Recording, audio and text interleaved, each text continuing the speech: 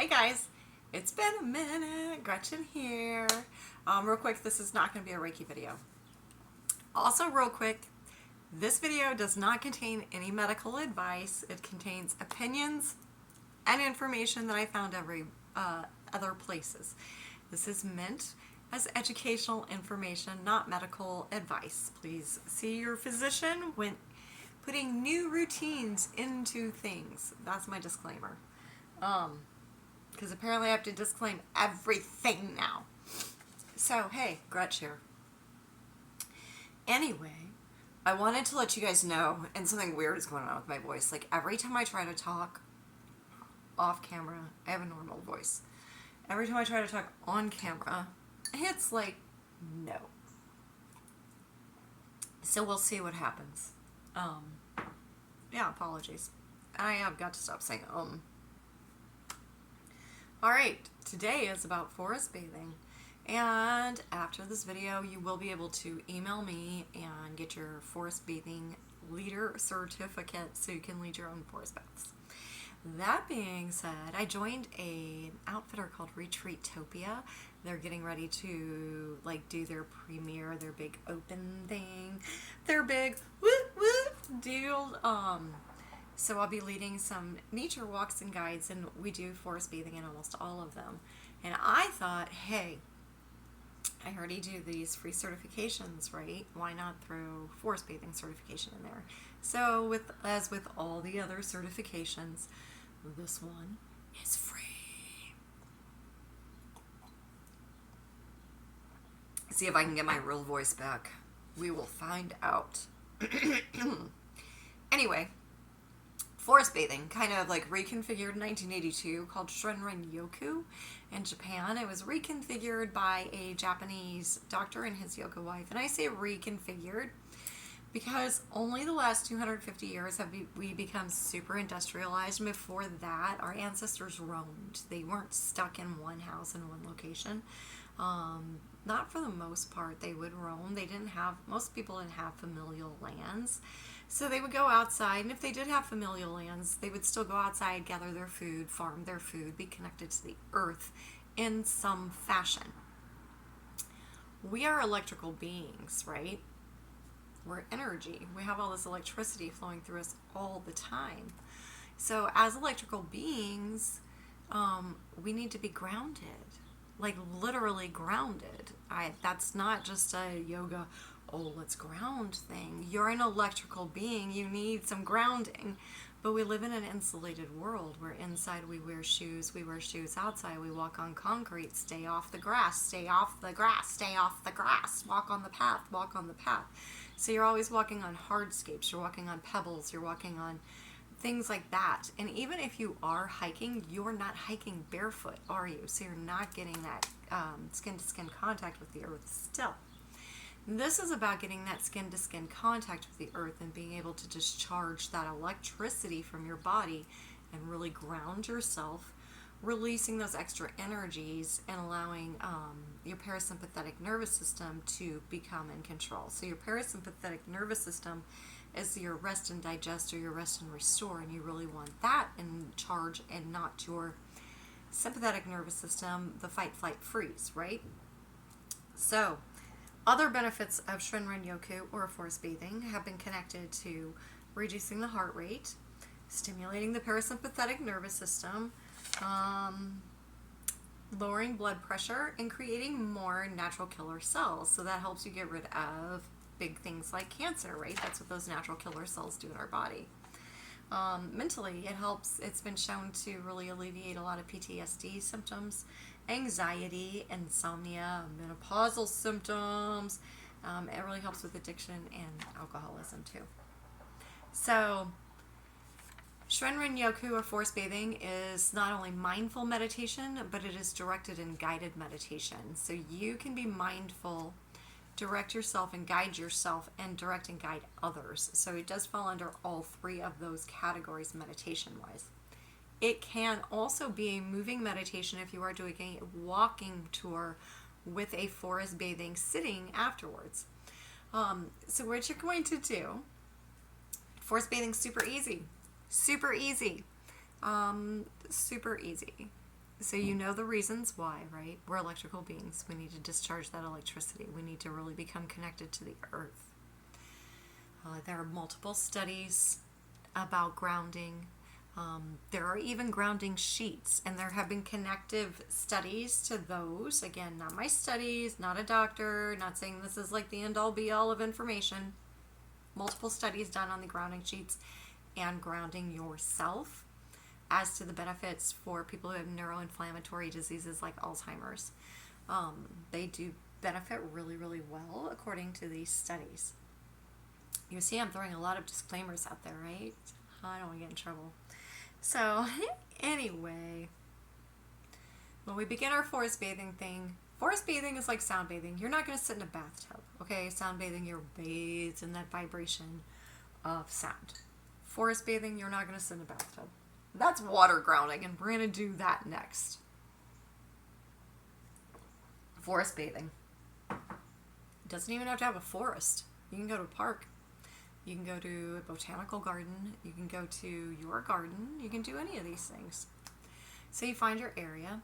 If you're going to go under a tree, make sure the tree wants you there, because not all trees like people. And what do I mean by that? Find the face of the tree. If the face of the tree is way up high, and if you look at a tree and you look softly at it, you will see gnarls and twists and bark peels and stuff that resemble actual faces. If you can't find any lower, if they're all higher, that tree is basically saying, but I don't deal with people. Move on. So then you'll go find another tree. There are all types of friendly trees out there, so leave the tree that wants to be left alone. And you'll look for their faces. There's some that have like 20, 30 faces really low, some super friendly, goofy faces too. There are messenger trees. Messenger trees bang louder than others during windstorms. They're trying to get you a message or trying to get your attention. Grandmother trees. Big old trees people are naturally drawn to and gather under. May not even notice that they're grandmother trees until they're there and they're like, oh my God, look at this old tree. I love her. Let's see how many of us it takes to span her. Yeah. So make sure you're in the right area. Doesn't even have to have a tree. If you're in a treeless area, doesn't have to have a tree. Just go sit amongst the plants. If you're in a suburb with no trees, no plants, no grass, no green area, I hope you have a plant to sit with that bad boy. So you're going to be in your forest area, right? You're going to close your eyes, inhale through your nose, and exhale through your mouth. We do that big puffer fish belly breath, inhale, and we do that big mouth exhale, right? Let's take 3 of those ourselves right now. Close your eyes, inhaling through that nose, big exhale through the mouth, letting all that tension slide down your back. 2 more like that. Oh, can really feel that releasing today.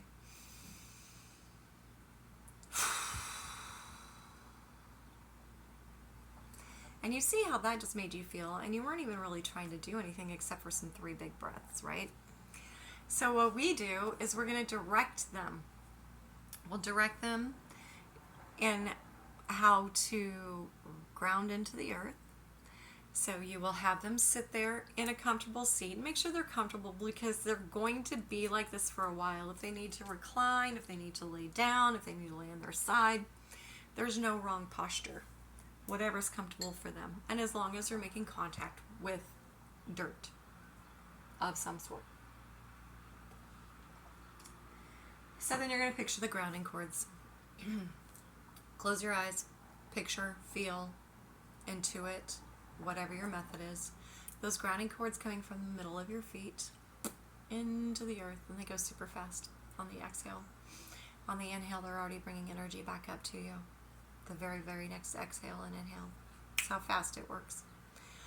You're going to do the same thing with your rooting cord coming from your perineum. Connect that bad boy in. Start rooting it in. You have your people and you have your eyes closed and or yourself, and you've talked yourself through the rooting part. And you're in your comfortable posture. And you talk through the body talk down, relaxing from the top of our heads, forehead, eyes, little muscles behind the eyes and eyebrows, the face. Relax your tongue from the roof of your mouth and your chin and your jaw, the back of your head. your neck, shoulders, shoulder blades, arms, wrists, hands, fingers, right and left chest, upper, middle, lower abdomen, upper, middle, lower back, right and left side bodies, right and left groin, entire pelvic floor, hips, buttocks, thighs, knees, calves, ankles, feet, and toes. Inhaling and exhaling, everything relaxes further. Now bring your attention to any sound you may hear. Let's begin with the sounds furthest away. At this point, you will lead your tour or yourself to find the furthest sound from you. You don't have to identify it, or you can, depending on what's comfortable for you and your group. And then you come further and further and closer and closer and closer with the sounds. You end up with the sounds. If you're outside, if you happen to be lucky enough and you're outside under a tree, then you end up listening to the sounds of the tree with the wind blowing through it, right? And then you bring yourself further and you hear the sounds of yourself. So if you can bring them so far in to where they can hear the sounds of themselves amongst the squirrels, the birds, the leaves, the branches, other people breathing or moving, then you've done it. You've connected them to earth by connecting them to self. Because the more you can hear, like when you were a little kid and you were in a bathtub, I don't know if everybody did this. When I was a little kid and I was in a bathtub, I would go under the water like all the time just so I could hear my heartbeat under the water, because it was easier to hear. So I did that all the freaking time. Anyway, you can get to where you are laying there, sitting there, doing whatever, and even though you hear all of these things around you, you can hear only your breath. You can feel the wind on your skin. All of those things, right? So we sit in this meditation for 20 minutes. This is also kind of a form of yoga nidra, where you're really connecting to yourself. Because you're going to do the body talk down. You're going to do the sound talk in. At that point, because they are so connected, you're going to invite them to start at the top of their head. Really scan their bodies all the way down. And find anywhere that there's tension, that there's holding, that there's pain. And breathe them through that. So we start to relax those areas and really allow that hormone system, that parasympathetic nervous system, to flood our bodies with those good hormones, bringing us into rest and digest, rest and restore, and really bringing down those hormones that flood our brain on a daily basis, because we always have to be on in some form or another. I don't care if you have the most relaxed life in the world, you have to be on at some point during your life to perform for somebody, to make those junkets, to make that life possible. Unless you're 100% off the grid and self-sustainable, you have to perform for somebody at some point in your day or your week. All right. So see, all pretty easy, right? It's very easy. People turn all these things into these like super difficult, oh, let's go on this 6-week course. And yeah, I can drag out this whole thing for 6 weeks, but why? Forest bathing is just an accumulation of things that you are already doing. So you are already doing breath work, the breathing, right? You're already doing the guided meditation, that yoga nidra, that body talk down, right? You already do that if you listen to guided meditations anyway, or if you're doing any type of like yoga nidra kind of things at your studios. So it's a guided meditation, it's a directed meditation, because you don't have to sit there and do it yourself.